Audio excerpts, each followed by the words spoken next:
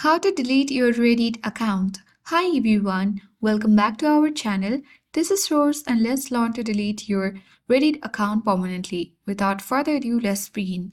Open Reddit application and make sure you log into your account. Tap on your profile at top right corner of your screen. Now select setting option at bottom. Scroll down to the bottom of your screen. Or else if you see account setting, you can easily select that from top of your screen. From this account setting page, navigate to the bottom and select delete account. Tap on yes delete. This will permanently delete your profile and username from Reddit, and your posts, comments and messages are not deleted from your account. And as you can see that our account has been successfully deleted and you have been on your login page. So that's all for today. I hope this guide was helpful. If it was, then do like, share, comment and don't forget to subscribe. Thank you for watching and I'll see you in the next video.